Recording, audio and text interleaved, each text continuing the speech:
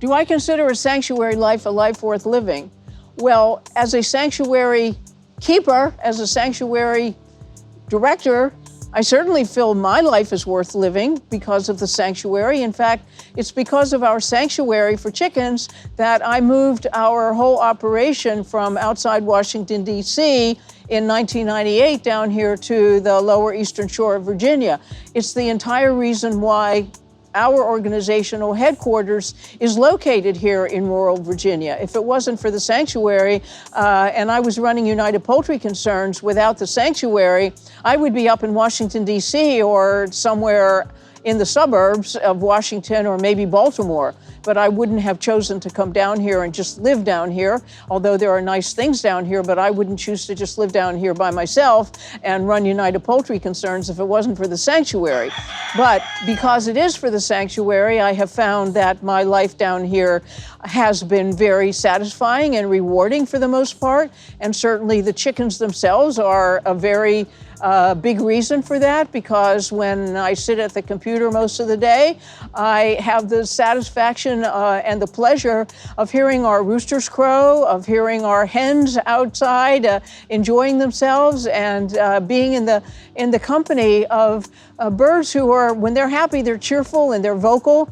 And they're out here running around and they're enjoying the breeze and the sunshine, and they love to take their dust baths and their sun baths, and they're full of energy, and they're wonderful to be around. So in terms of my own personal happiness, a sanctuary definitely has added immeasurably to my happiness. I love the chickens and I love having them around me, and as I mentioned before, I have a lifelong love for and affinity for birds. So I've always loved birds, and when I met a chicken, I realized that I had this special feeling for chickens, which has lasted up to this very moment, and I'm sure will last until as long as I'm alive. As far as, do I think a sanctuary is worthwhile for the residents who live in the sanctuary, that is, the animals for whom the sanctuary was created? Yeah, absolutely. I think it's wonderful. I think it's too bad that we have to have a sanctuary where animals come to live because the world outside treats them so badly. But given that that's the way life is, at least up to this point, a sanctuary is a wonderful and a needed place for as many animals as can be rescued from abusive situations, neglectful situations, all kinds of bad situations for them, and brought into a place of relative peace and harmony and good care, and where they're able to live as close to how they would choose to live as possible. And then again, another thing about a sanctuary, for example, a chicken sanctuary. Many people who have never known a chicken and who only knew them as something they buy at the supermarket or order at a restaurant and have on their plate or in their mouth, suddenly meet actual chickens or actual turkeys at a sanctuary. And I certainly want to believe that for many people who visit an animal sanctuary, that experiences, if it's a farmed animal sanctuary, will cause them to not want to eat animals anymore, not want to be part of the abuse of animals who are considered to be a food source. And now that we have the internet, it's a great way for people to travel to a sanctuary virtually, because there are so many sanctuary videos now on the internet that you can meet all kinds of birds and other rescued animals in sanctuaries right sitting in front of your computer. So I think sanctuaries are very, very good in their ability to educate people about animals who most people are never going to actually physically be able to visit a sanctuary. And yet now with the internet, they can visit a sanctuary virtually and get to see the animals in those sanctuaries, and also see those animals being loved and cared for by the people who love and care for them. So it shows them a different relationship between humans and those animals than perhaps they had ever known existed before. The purpose of a sanctuary should be to give a home to animals who have been abused or neglected, or for some reason or another cannot be kept by the people who had them initially, either because the people get sick or they die or they go into the hospital or they become infirm in some way or another. So a sanctuary should be for animals who need a home. And so they should be living in a situation where they are respected, where they are allowed to live as much according to their own preferences as they possibly can. My view is that we want to maximize protection of the animals in a sanctuary, in our case, chickens mainly, as opposed to controlling them. We don't allow them to hatch eggs, although a few times that has happened, and we want to protect them against predators and against any kind of suffering that could come upon them by whatever means. So, for example, here at our sanctuary in Machipongo, Virginia, on the eastern shore of Virginia, in 2014, we enclosed 12,000 square feet so that our birds could be outside where we are here right now in the open air all the time. We have the houses for them to go into as they choose inside the 12,000 square foot sanctuary, but they can sleep in the trees and the bushes at night if they prefer, and they can be outdoors without being attacked by foxes or raccoons or possums or owls or hawks. So I learned the hard way keeping chickens initially way back starting in the mid-1980s about predators.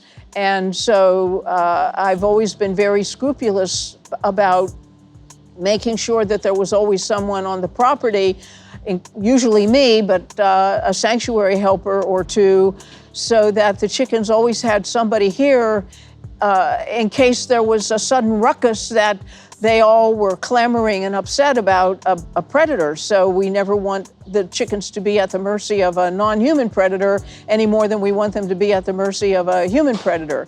So a sanctuary is a refuge. It's a place for in our case, the chickens to be able to enjoy life as much as possible according to their nature and their desires. That's what I believe we give them here, really, with the exception of the fact that we have a policy of not allowing them to hatch and raise their chicks as they would otherwise choose to do. So a sanctuary should be a place where you do not exploit animals, period. Even if, for example, well, we have a sanctuary for chickens here, but we certainly are vegan ourselves. We do not consume any eggs or dairy milk or flesh from any animals, and we try to extend the care and concern toward the chickens that toward other animals too, to the best of our ability. We try as best we can not to use products that include the suffering of animals. And to me, a sanctuary should be a place where animals can come and live comfortably and live happily and to thrive, and also to receive, as needed, good veterinary care. A lot of times people who keep chickens, for example, do not provide veterinary care. It never even occurs to them, as I've learned over the years, or they're in a place, maybe an extremely rural place, where they can't find a veterinarian who will give any kind of veterinary treatment to a chicken. So sometimes veterinarians are like, well, we don't treat chickens, we don't treat turkeys, which is really a terrible idea and sort of strange in a rural area, but many veterinarians only treat huge flocks of birds, and it's usually for something that would affect the economy, the economics of the industry. But the idea of treating like one chicken or two is completely foreign to their experience, to their upbringing in their career and their profession. We've had the good fortune here with our chicken sanctuary, first in outside Washington, D.C. in Gaithersburg, Maryland. We had an excellent veterinarian there, and he cared for our chickens very well and very professionally.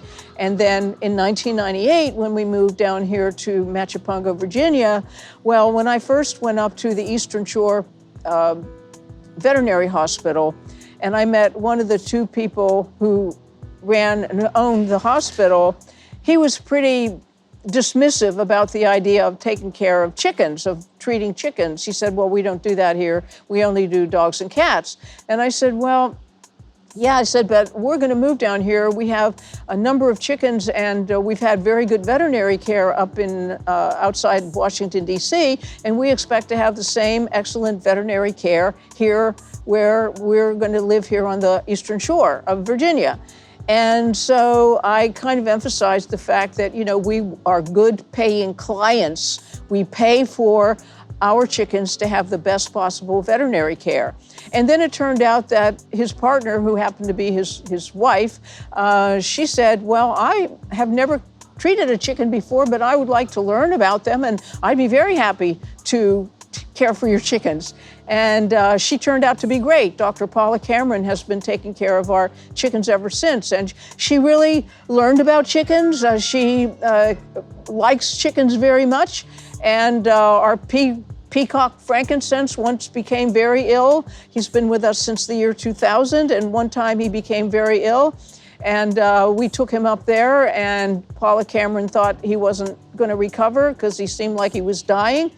But she gave him an antibiotic and did a few other things, and it was really hardly 24 hours, and he was already starting to recover.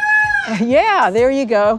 And he's been fine ever since, and that was about, I don't know, 6 or 7 years ago. So good veterinary care is very important. And I would say if you're going to keep chickens, whether it's backyard chickens or a sanctuary or whatever type of animal you're going to give sanctuary to, you need to have a veterinarian lined up in advance. You need to know that they're going to be able to get the same medical care that you would want for yourself or your dog or your cat or your own, you know, any family member, because they're going to get ill sometimes. They're going to develop respiratory problems or any number of illnesses, just like any living creature can develop, and they are entitled to good medical care. So I emphasize that. I really think that if you can do what we're doing here, most people would have a smaller scale type of operation than what we have here, but to try to see if you can find a good building contractor who can enclose your chicken yard so that no predators can get inside, so they can be outside to their heart's content, so they can feel the breeze and the wind and experience the snow and the sunlight, etc., but without being at the mercy of an attack. So I think that's very important. I think that having, you know, good housing for them when they want to go into housing. I think having good nest boxes for them if they choose, because hens are going to lay eggs no matter what. And to just realize, too, that keeping chickens is not just something where, oh, well, you just have chickens and you clean their houses or their yards once a month or something, because I've seen that kind of advice on various sites on the internet, and that is not true. If you are taking in chickens because you want eggs and you think you don't have to do any physical labor, then definitely do not keep chickens, because chickens deserve and require cleanliness in their houses, in their yards. So they're like everybody else. If they're living in filth, they're going to be unhappier. They're going to be more susceptible to diseases of various kinds, and you just have to keep a clean place, and that means you have to get outside every day and clean up the droppings and make sure they have fresh straw or fresh wood chips, make sure their water bowls are clean and filled up fresh every day, make sure their food is fresh and clean and doesn't have any mold in it or any kind of dampness. You have an obligation to anybody who you take into your care, whether they're chickens or dogs or cats or whoever they may be. So those are the things that I believe are essential components of having a good sanctuary, where you're going to be happy with the animals you're giving a sanctuary to, and they're going to be happy in the sanctuary environment that you are providing for them.